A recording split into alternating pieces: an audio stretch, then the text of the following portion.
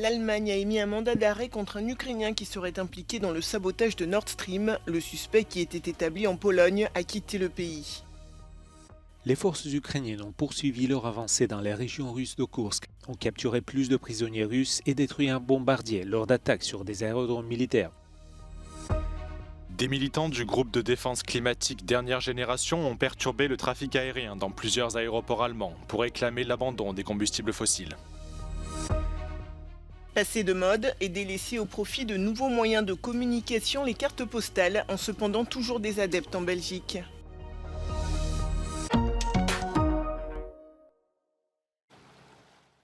Près de 2 ans après les explosions des gazoducs Nord Stream, l'enquête pour retrouver les coupables du sabotage progresse. Mercredi, l'Allemagne a émis un mandat d'arrêt contre un citoyen ukrainien qui ferait partie du commando qui a saboté le double pipeline. Dass der Verdächtige ein ukrainischer Staatsbürger ist das eine. Ich würde daraus noch keine Rückschlüsse ziehen, was die Beteiligung von Staaten angeht. Das muss sicher ermittelt werden, aber immerhin gibt es erste Fahndungserfolge, jetzt Ermittlungserfolge. Les membres du commando ont été localisés à Varsovie, mais le principal suspect a échappé aux enquêteurs. Si l'implication de Kiev n'est pas démontrée, Berlin s'interroge en revanche sur le rôle de la Pologne. De son côté, Varsovie pointe des manquements du côté allemand. Natomiast dla nas jest też dziwne, że osoba ta, będąc poszukiwana przez stronę niemiecką, nie została jej możliwość zatrzymania, zgłoszona i zarejestrowana w systemie SIS Schengen i mogła ta osoba wyjechać po prostu z kraju. Dla nas to też jest zadziwiające. Les forces ukrainiennes ont poursuivi leur avancée dans les régions russes de Koursk pour une deuxième semaine, ont capturé plus de prisonniers russes et détruit un bombardier lors d'attaques sur des aérodromes militaires. Le président ukrainien Volodymyr Zelensky a affirmé que les troupes avancent de 1 à 2 km par jour. Dans son habituelle allocution nocturne, le président Zelensky a déclaré que l'Ukraine atteignait son objectif stratégique dans l'offensive de Koursk, mais il a appelé les alliés occidentaux à fournir davantage d'armes. Наші українські дрони працюють саме так, як потрібно, але є речі, які лише дронами не зробиш.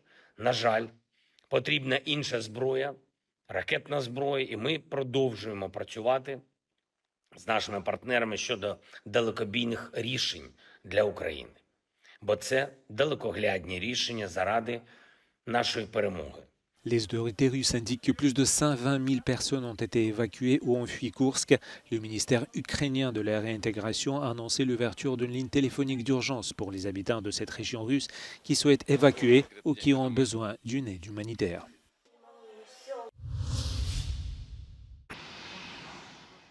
Des militants pour le climat ont organisé des protestations dans 4 grands aéroports allemands jeudi matin. 8 membres de la branche allemande du groupe climatique Dernière Génération ont bloqué les voies de circulation des aéroports de Berlin, Cologne, Bonn, Nuremberg et Stuttgart. Ils brandissaient des banderoles affichant le message « Le pétrole tue ». Cette intervention fait suite à une série d'actions similaires depuis le début de l'été en Allemagne. Le groupe Dernière Génération demande au gouvernement allemand de signer un accord sur l'abandon des combustibles fossiles à l'échelle mondiale d'ici 2030. La ministre allemande de l'Intérieur, Nancy Faeser, a qualifié ces actions de dangereuses et stupides sur son compte X. Elle a également rappelé la législation approuvée par le gouvernement allemand le mois dernier, qui imposera désormais des sanctions plus sévères aux personnes qui pénètrent illégalement dans les aéroports. Selon les médias locaux, les manifestants se sont collés aux voies de circulation des aéroports, entraînant une interruption du trafic aérien à Cologne, Bonn et à Nuremberg avant leur interpellation par les forces de l'ordre. Elles sont considérées comme ringardes, mais les cartes postales ont toujours des adeptes.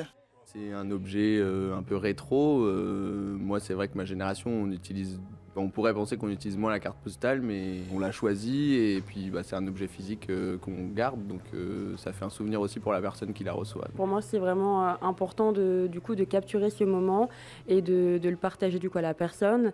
Et pour moi, c'est vraiment un vecteur d'émotion, de rappel de souvenirs d'enfance.